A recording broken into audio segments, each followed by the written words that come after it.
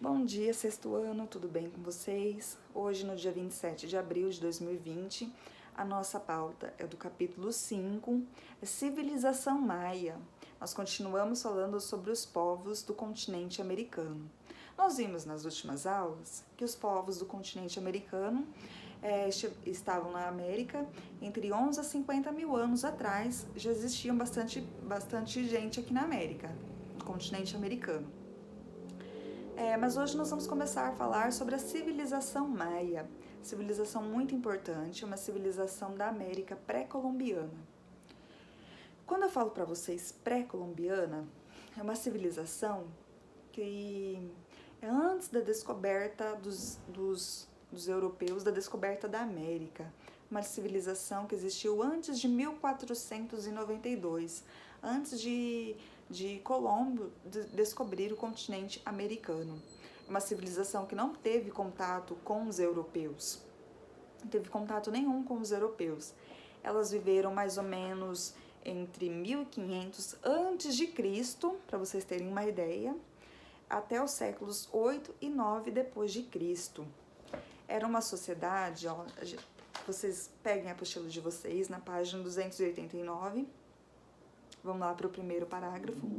Nós vemos, entre os séculos 3 e 5, os maias se estabeleceram na região onde atualmente se localizavam países como a Guatemala, Belize, Honduras, El Salvador e parte do México.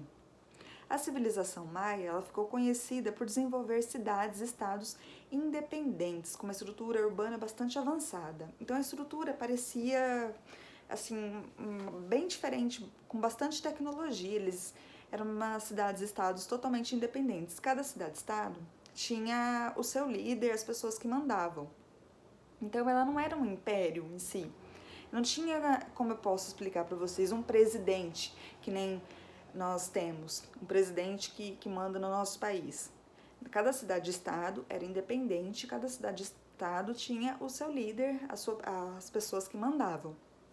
Era uma civilização dividida entre os chefes, né, os principais, os sacerdotes e os chefes militares. Chefes militares é os do exército.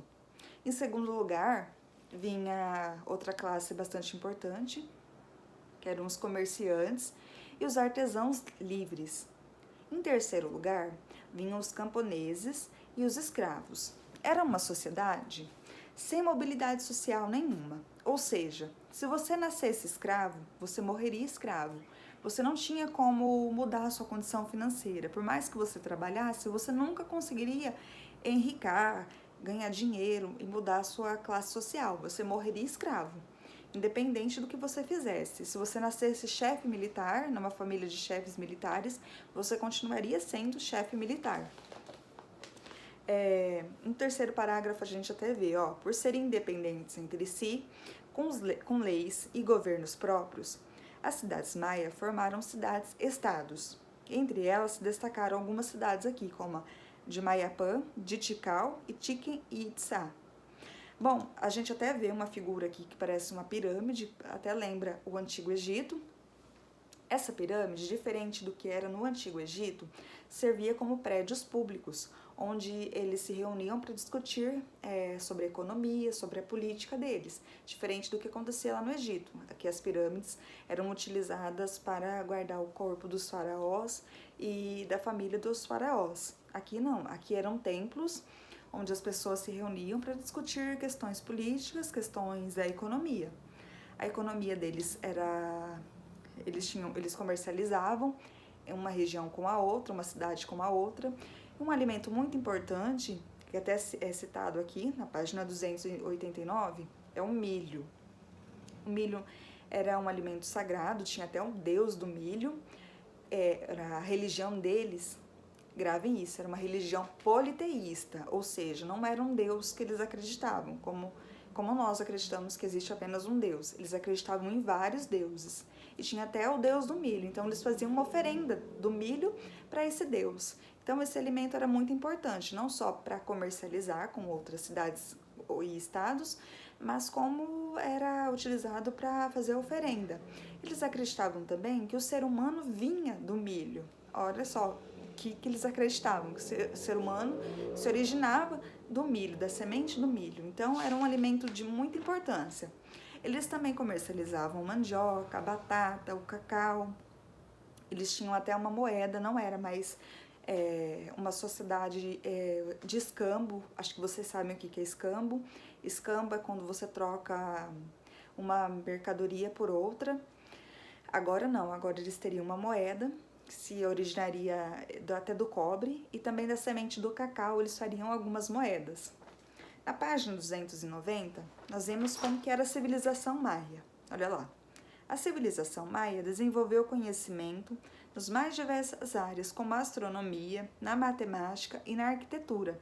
Essa sociedade foi tão importante que eles até desenvolveram um calendário conhecido como calendário maia.